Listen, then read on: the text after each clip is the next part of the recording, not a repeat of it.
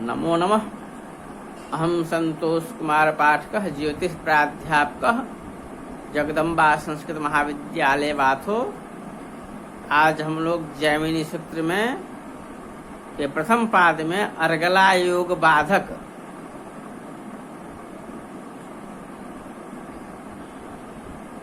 क्या है, इस संबंध में समझेंगे।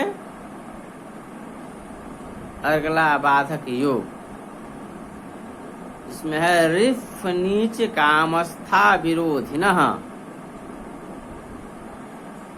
राशिर्वाग्रहस्य स्व स्व स्थानात् रिफ नीच कामस्था दशम द्वादश तृतीय स्थानगताः ग्रहाः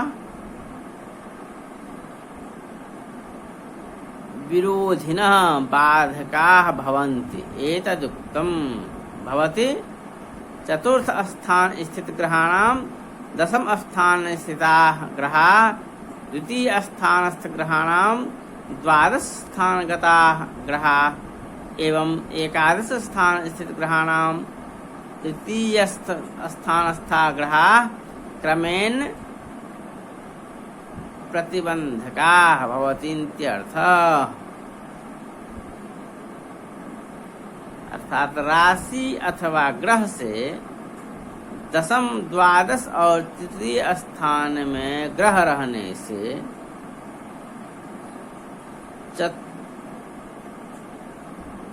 चतुर्थ सूत्र में हम अर्गला योग के विरोधी होते हैं, अर्थात अर्गला नहीं होती।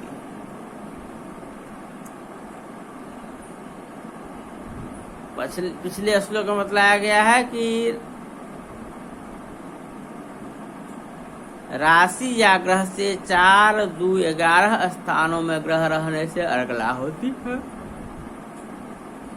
अब उसके विरोध में यहाँ बताया जा रहा है कि राशि या ग्रह से 10, 12, 3 स्थानों में ग्रह रहे तो अर्गला योग नहीं होता है।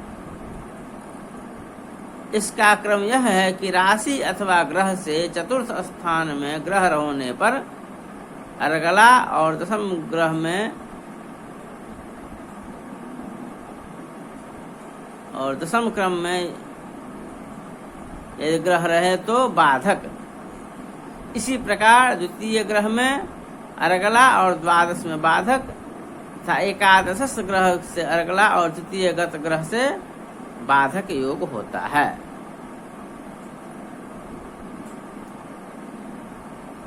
इस क्रम में पराशर मुनि का वचन जो है मान्य है, उसका भी हम अध्ययन करेंगे।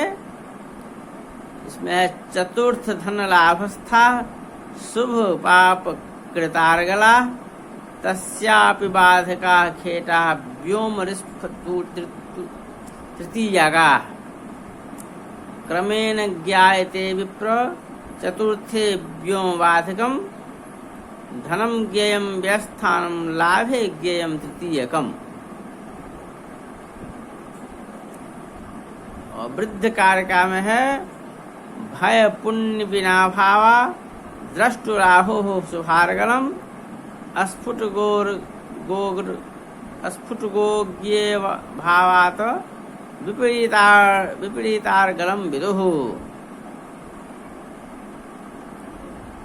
अर्थात इस कारिका के भय से द्वितीय पुण्य से एकादश और बिना से चतुर्थ स्थान जानना चाहिए। आगे विरोध स्थान के संबंध में भी स्फुट से द्वादश, गो से तृतीय और ज्ञे से दशम स्थान खा गया है।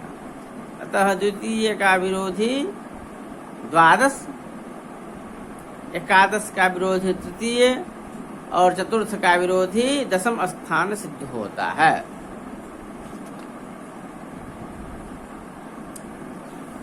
अब इसका उदाहरण हम समझेंगे।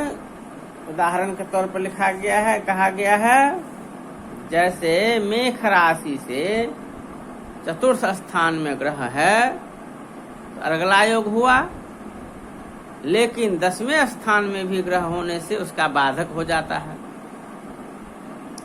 उसी प्रकार वृक्ष राशि से द्वितीय में शुक्र होने से अर्गला हुई, परंतु मेष राशि में रवि होने से द्वादश में भुआ, इस तरह अर्गला का बाधक हो जा गया। इसी प्रकार मेष से एकादश में शनि है और मेष से तृतीय में मिथुन में कोई ग्रह नहीं,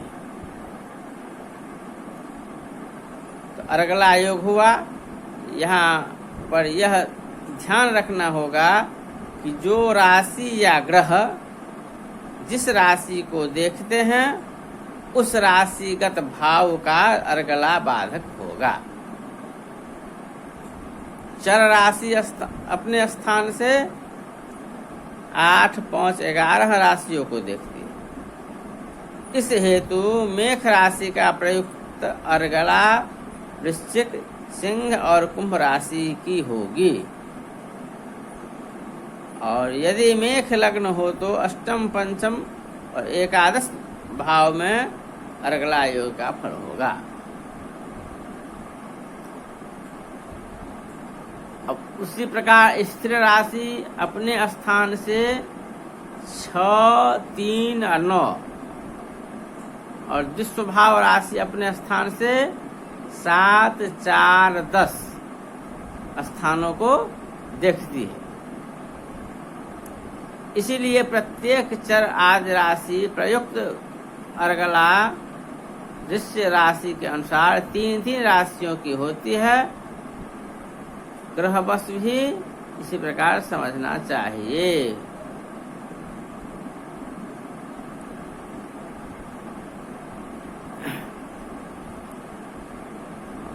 अर्गला योग के हो गए 4, 2, 11, 3 हो अर्गला, और बाधक में 10, 12, 3 स्थान है। तो उपर्युक्त विचार से यह सिद्ध हो गया कि प्रत्येक राशि या ग्रहवश तृणदृश्य राशियों का अर्गला योग बनता है।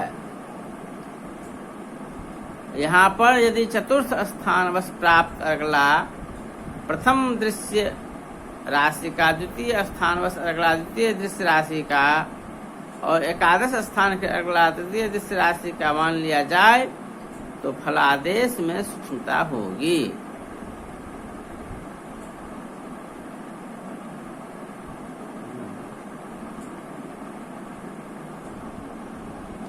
जैसे मेष के चतुर्थ स्थान स्थित अर्गला वृश्चिक राशिगत भाव की, द्वितीय स्थान के अर्गला सिंह राशिगत भाव की और एकादश स्थान के अर्गला कुंभ राशिगत भाव की होगी। ऐसा होने पर प्रत्येक भाव एक एक अर्गला होने से अर्गला जनित शुभाशुभ फलादेश एक भाव मात्र का ही होगा, अन्यथा तीनों भावों का शुभाशुभ फल समान रहेगा। इस पर ध्यान नहीं दिया है, अतः विचार करना चाहिए। अर्गला बाधक स्थान के क्रम से उक्त विचार की पुष्टि होती है। अर्गला और बाधक योग में जिसकी विशेषता हो वह ग्राह्य है। जन्म कुंडली में प्रत्येक भाव का अर्गला और बाधक योग विचार कर फलादेश करना उचित समझना है।